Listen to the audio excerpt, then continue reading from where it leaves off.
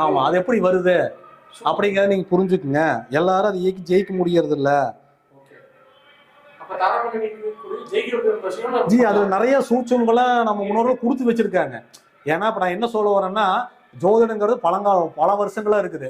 இப்ப சமீபத்துல தான் நம்ம இதை பத்தி பேசிட்டு இருக்கிறோம். அப்ப ஆதி காலத்துல ஈக்கி இருக்கிறாங்க, மறைமுகமா ஈக்கி இருக்காங்க. அது ஜாதகத்துக்குள்ள புதஞ்சு கிடக்குது. அது நம்ம தான் தோண்டி எடுத்து எந்த ஸ்டார் நம்ம இயக்கலாம் அப்படிங்கிறத கண்டுபிடிக்கணும். எல்லா ஸ்டாரும் நமக்கு வெற்றி கொடுக்கறது இல்லை, எல்லா நட்சத்திரமும். அதைத்தான் இப்ப நான் சொல்றேன். ஏன்னா இந்த மாதிரி யதார்த்தமா ஒரு வாடிக்கையாளர் அதை பண்ணி என்ன தொந்தரவு அனுபவிச்சார் அப்படிங்கிறத நான் சொல்றேன். ஸோ உங்களுடைய டவுட்ஸ் இருந்துச்சு அப்படின்னா இப்போ நீங்கள் வந்து பதிவு பண்ணி கேட்கலாம். கால் பண்ணி நம்பர் இதே தான். டவுட்ஸ் இருக்குங்களா சேட் பண்ணி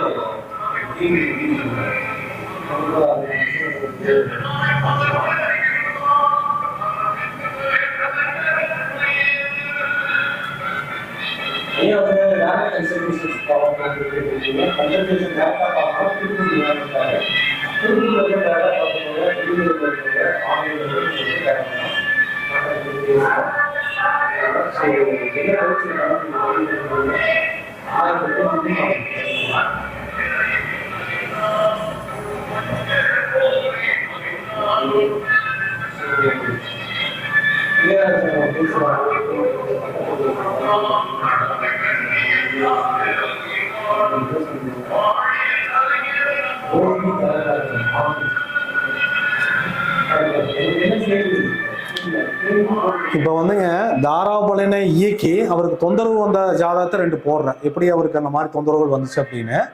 அவருக்கு வந்து கடகலக்கணம், சரிங்களா? கடகலக்கணம். அவர் வந்து மேசராசி, சந்திரன் இங்க இருக்குது. அவருடைய நட்சத்திரம் வந்து பாத்தீங்கன்னா அஸ்வினி, சரிங்களா? இவருடைய ஜாதகத்துல சுக்கிரனும் இங்க தான் இருக்குது. ஓகேங்களா?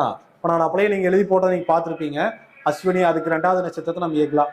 இந்த அஸ்வினி நட்சத்திரத்துக்கு 2வது நட்சத்திரம் என்னன்னு பாத்தீங்கன்னா பரணி வரும். ஓகேங்களா? இப்ப இவர் என்ன பண்ணாரு அப்படின்னு கேட்டீங்கன்னா, இவர் ஜாதகத்துல இவர் அஸ்வினி நட்சத்திரம் யூடியூப்ல இந்த மாதிரி நிறைய நான் பார்த்தனுங்க. பார்த்து எனக்கு 2வது நட்சத்திரம் பரணி நட்சத்திரம். இந்த பரணி நட்சத்திரத்துக்கு உண்டானதை நம்ம இயக்கணும்னா எனக்கு நல்ல ஒரு இம்ப்ரூவ்மெண்ட் வரும், நல்ல வருமானம் வரும்னு சொன்னாங்க. அதனால நான் அதை பயன்படுத்தினேன்.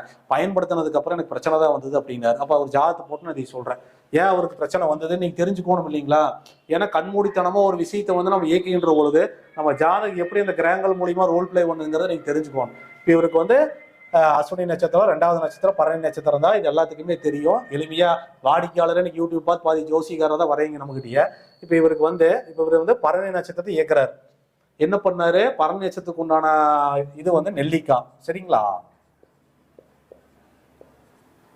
நெல்லிக்கனி, சரிங்களா? இவர் என்ன பண்றாரு? டெய்லி நெல்லிக்காய் சாப்பிட்றாரு. இந்த பரணி நட்சத்திரத்துக்கு நெல்லிக்காய் தானே எல்லாத்துக்கும் தெரியும். அந்த நெல்லிக்காய் சாப்பிட்டா எனக்கு வருமானம் வரும்னு சொல்லி சாப்பிட்றாரு. இந்த நான் பரணி நட்சத்திரம் இயக்குனா என்ன கிரகம் உங்களுக்கு அதை ஆக்டிவேட் பண்ணணும்னு சொன்னேன். பரணி, பூரம், பூராடம் சுக்கிரனுடைய ஆதிக்கத்துல வரும். சுக்கிரன் தான் இந்த பலனை வாங்கி கொடுக்கும், சரிங்களா? இவருக்கு கடகலக்கணம். கடகலக்கத்துக்கு எத்தனாம் இடத்துல இங்க இருக்குது? 1 2 3 4 5 6 7 8 9 10ஆம் இடத்துல இருக்குது, சரிங்களா? இந்த லக்னத்துக்கு இந்த சுக்கிரன் என்ன கிரகமா வரும்னு பாத்தீங்கன்னா பாதகாதிபதியா வரும். இவர் லக்னத்துக்கு கடக லக்னத்துக்கு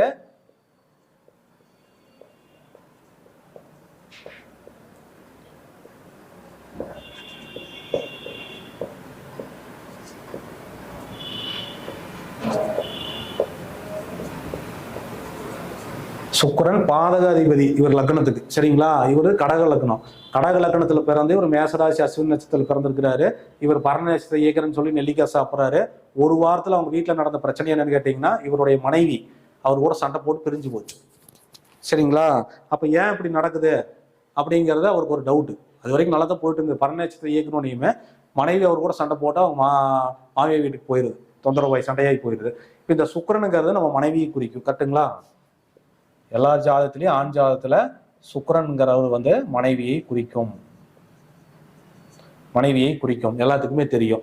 இந்த சுக்கிரன் இவருடைய ஜாதகத்துல பாதகாதிபதி. இவர் ஜாதகத்துல 4, இந்த 4ஆம் வீட்டுக்கும் சுக்கிரன் தான் ஓனரு, 11ஆம் வீட்டுக்கும் சுக்கிரன் தான் ஓனர். இந்த நட்சத்திரத்தை இயக்கின போது என்ன ஆகுதுன்னு கேட்டீங்கன்னா, இந்த சுக்கிரன் மூலியமா அவருக்கு வாங்கி பலன் கிடைக்குது. இவருக்கு ஒரே வாரத்துல ஒரு வாரம் அதை பண்றாரு. இந்த சுக்கிரன் கிரகம் இந்த லக்னத்துக்கு சும்மா இருந்த கிரகத்தை போய் நோண்டி விட்ட மாதிரி அது சுக்கிரனும் பரணிலேயே தான் நிக்குது. இந்த சுக்கிரன் நிற்கிற நட்சத்திரம் பரணி நட்சத்திரத்திலேயே தான் நிற்குது. பாருங்க என்ன ஒரு பியூட்டின்னு இதில், அதுலேயே தான் நிற்குது. அதை போய் ஆக்டிவேட் பண்ணி விட்டு ஒரு வாரம் கழிச்சு சண்டை வந்து அந்த சுக்கிரனுங்கிற காரகத்துவ உறவு மனைவி இவர் கூட சண்டை போட்டுட்டு அவங்க வீட்டுக்கு போகுது. இப்போ இவருக்கு வந்து எப்படி இது ரோல் பிளே பண்ணிக்குது, வருமானம் வரல, அவருக்கு வருமானம் வருமானம் வராட்டியும் பரவாயில்லைங்க, எனக்கு இப்படி பிரச்சனையாகி போச்சு அப்படிங்கிறாரு. இது எப்படி நடந்தது? அப்போ எல்லா அஸ்வினி நட்சத்திரக்காரங்களும் பரணி நட்சத்திரம் இந்த மாதிரி நடக்குமானா நடக்காது. ஏன்னா இவர் பிறந்தது கடகலக்கணம். இதே அஸ்வினி நட்சத்திரத்தில் பிறந்தவர் மேச லக்னத்தில் பிறந்திருப்பார். இதே அஸ்வினி நட்சத்திரத்தில் பிறந்தவர் ரிஷப லக்னத்தில் பிறந்திருப்பார். மிதுன லக்னத்தில் பிறந்திருப்பார். இதே மாதிரி சிம்ம லக்னத்தில் பிறந்த அஸ்வினி நட்சத்திரக்காரர் இருப்பார். கன்னியா லக்னத்தில் பிறந்த அஸ்வினி நட்சத்திரக்காரர் இருப்பா. ஒரே நட்சத்திரம் தான், ஆனால் அவருடைய பலன்கள் மாறுபட்டு கொண்டே இருக்கும். அந்த கிரகங்கள் வேற மாதிரி எல்லாம் அவங்க ஜாதகத்தில் ரோல் பிளே பண்ணிக்கிட்டே இருக்கும். அப்படிங்கிறத நான் உங்களுக்கு புரிய வைக்கிறேன். ஏன்னா அவருக்கு இதே இந்த சுக்கிரன் வந்து இவருக்கு வந்து மிதுன லக்னமா இருந்துச்சுன்னு வச்சுக்கோங்க, சூப்பரா ஒர்க் அவுட் ஆயிருக்கும். ஏன்னா மிதுனத்துக்கு சுக்கிரன் யோகாதிபதி 5 கூட வந்தா சூப்பரா அவருக்கு பலனை கொடுத்துருக்கும். ஆனா லக்னம் மாறிடுச்சு, அவருக்கு பலனை வேற மாதிரி செஞ்சிருச்சு. அப்போ அந்த கிரகங்கள் வந்து அதுக்கு உண்டான ஜாதக ரீதியா என்ன பலன் அவங்களுக்கு கொடுக்கணுமோ அதை தான் அங்கே கட் அண்ட் ரைட்டா செஞ்சுட்டே இருக்குது. நம்ம தான் இது புரிஞ்சுக்க மாட்டேங்கிறோம். புரியுதுங்களா? அப்போ ஒரு 10 பேர் நம்ம தாராபலன் இயக்கிறேன்னு நம்ம எளிமையா பண்ணிக்கின்ற பொழுது என்ன ஆகுதுன்னா, அவங்க எல்லாரும் இயக்கி நல்லா இருந்தா நானும் வாழ்த்துற சந்தோஷம் தான். அப்ப இந்த பிரச்சனைகள் ஏன் வருதுங்கிறத நம்ம ரிசர்ச் பண்ணுகின்ற பொழுதுதான், நிறைய ஆய்வுகள் செய்கின்ற பொழுது இந்த மாதிரி எல்லாம் அவங்க ஜாதகத்துல அந்த கிரகங்கள் ரோல் பிளே பண்ணி இருக்குது. அவன் ஜாதகத்தை போட்டு அந்த கிரகமைப்பு எப்படி இருக்குதுன்னு பார்க்கின்ற பொழுது அந்த தொந்தரவுகள் நமக்கு தெரிய வருது. இதே ஜாதகர் இன்னொரு காலகட்டத்தில் என்ன பண்ணார் அப்படின்னு கேட்டீங்கன்னா, இது முதல்ல நடந்து சரி பண்ணிட்டோம், சரிங்களா? அடுத்தது ஒரு 6 மாசம் 7-8 மாசம் கழிச்சு இதே ஜாதகர் தான், எனக்கு இப்ப ஞாபகம் வந்தது சொல்றேன். இவர் வந்து 1 மாசம் ஒரு நண்பர் வெளிநாட்டுல இருந்து வந்திருக்கிறாருன்னு சொல்லி அவர் சென்ட் கொடுத்துருக்காரு. சென்ட் நறுமணம் அப்படிங்கிறது சுக்கிரனை குறிக்கும். நறுமணங்கிறது சுக்கிரனை குறிக்கும், சரிங்களா? இவர் வந்து அது வரைக்கும் இவர் சென்ட் அடிக்கிற பழக்கமே கிடையாது. இவர் 1 மாசமா சென்ட் அடிச்சுட்டே இருக்கிறார். சென்ட் அடிக்க ஆரம்பிச்சோடனே தொழில் 10ஆம் இடத்துல சுக்கிரன் இருக்குதா, தொழில பிரச்சனை கொடுக்குது. தொழில ஆளுங்க வேலையாட்கள் தொந்தரவு கொடுக்குறாங்க. அவருடைய கடையில தொழில் வியாபாரம் சரியா போக மாட்டே பிரச்சனை சந்திக்குது. அதே மாதிரி இந்த சுக்கிரன் வந்து இவருக்கு 4ஆம் இடத்துக்கும் அதிபதியா வருவார். 1 2 3 4 4ஆம் இடத்துக்கு அதிபதியா வருவாரு. 4ஆம் இடம் தாயாரை குறிக்கிங்களா? அந்த சென்ட் அடிச்சுட்டு வர என்ன இருக்குது, இந்த சுக்கிரன் பாதகத்தன்மையை வெளிப்படுத்துது. தாயாருக்கு அவருக்கு பிரச்சனை வருது. தாயாரு சொல்லிக்காம குளிக்காம எங்கேயோ போயிட்டாங்க. இந்த மாதிரி தொந்தரவுகளை இந்த ஜாதகத்துல அந்த பிரச்சனை, ஒரு விஷயத்தை நீங்க பயன்படுத்தினாலோ அது கிரகமா மாறி உங்களுக்கு இந்த மாதிரி தாக்குதலை கொடுக்குது. அதே பிளஸ்ஸா இருக்குது. இதே இலக்கணத்துக்கு இங்க போடுங்க, மிதனமா போடுங்க, பட்டை கிளப்பிட்டு வேலை செய்யும். இவ்வளவுதான் லாஜிக், வேற ஒன்றும் கிடையாது. ஒவ்வொரு லக்னத்துக்கும் அது வேறுபடுகின்ற பொழுது அந்த கிரகங்கள் மாறிக்குது. இந்த லக்னத்துக்கு கெடுதல் செய்யற கிரகம் இந்த லக்னத்துக்கு நன்மை செய்யுது. அப்போ இந்த லக்னத்துக்கு நன்மை செய்யுது. அப்போ இன்னொரு லக்னத்துக்கு கெடுதல் பண்ணுது. அப்போ உங்க என்ன ஒரு நீங்க விஷயங்கள் இந்த ஜாதகத்துல இயக்கினாலுமே அதெல்லாம் ஒரு அதாவது ஒரு பாட்டு தான். அந்த பாட்டு எங்க வந்து முடியுதுன்னா கடைசியில அந்த 9 கிரகத்துக்கிட்ட தான் வந்து முடியுது. அந்த 9 கிரகம் தான் உங்க ஜாதக ரீதியா வாங்கி அந்த பலனை கொடுக்குதுங்கிறத நீங்க புரிஞ்சுக்கணும். அப்படிங்கறதுக்காகத்தான் நான் இதை சொல்றேன்.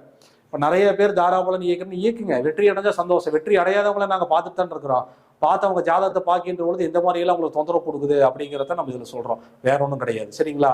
அப்போ இவருக்கு வந்து பாத்தீங்கன்னா, அப்போ நான் என்ன சொல்றேன், அவர் என்ன கேட்கிறாரு என்கிட்ட, அஸ்வினி நட்சத்திரத்தை பரணி நட்சத்திரம் இயக்கலைங்க, அப்போ வேற என்ன ஸ்டார் நான் இயக்கலாம் அப்படின்னு கேட்கிறாரு. வேற என்ன நட்சத்திரத்தை நான் இயக்கலாம்னு கேட்கிறாரு. இப்போ இவருக்கு பாருங்க, அஸ்வினி, பரணி, கிருத்திகை, ரோகிணி 4வது நட்சத்திரம். அது உங்களுக்கு நல்ல நட்சத்திரம் தான். 4வது நட்சத்திரம் இயக்குங்க. ரோகிணி வருது, 11ஆம் இடத்துல விழுகுது ரோகிணி. இந்த ரோகிணிக்கு உண்டான விஷயத்த நீங்க பண்ணுங்க அப்படின்னு சொல்றா. அந்த நட்சத்திரத்துக்கு உண்டான விஷயத்த அவர் பண்ணோடனே சிறப்பா இருக்குது. புரியுதுங்களா? அதே மாதிரி ஒரு 6வது நட்சத்திரம் அஸ்வினி, பரணி, கிருத்திகை, ரோகிணி விஷயம் திருவாதிரை இங்க விழுகும்.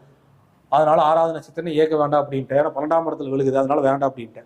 இந்த 11ஆம் இடத்துல இருக்கிறது நீங்க இயக்குனாவே போதும், உங்களுக்கு சிறப்பா இருக்குன்னு சொல்லிட்டோம். அப்ப ஏன் அப்படின்னா, ஒவ்வொரு ஜாதக ரீதியாகவும் நீங்க தாராபலன் இயக்குனாலும் எதையே கரணநாதன் இயக்குனாலும் இந்த மாதிரி உங்க கிரகங்கள் தான் அதுக்கு உண்டான பிரதிபலனை ஏற்படுத்துதுங்கிறத நீங்க புரிஞ்சுக்கணும். ஏன் நமக்கு அந்த பலன் நடக்கல அப்படிங்கிற போது நம்ம ஜாதகத்திலேயே விடை இருக்கும். நம்ம ஜாதகத்தை பார்க்கின்ற பொழுது ஏதி நம்ம பண்ணுங்காட்டி நமக்கு விடை கிடைக்கல அப்படிங்கிறது நம்ம ஜாதகம் தெளிவா சொல்லிடும். அப்படிங்கிறத நான் சொல்றேன். இன்னொருத்தர் பார்க்கலாம் இதே மாதிரி, அவர் தாராபலன் இயக்கி என்ன பிரச்சனையை சந்திச்சார் அப்படின்னு.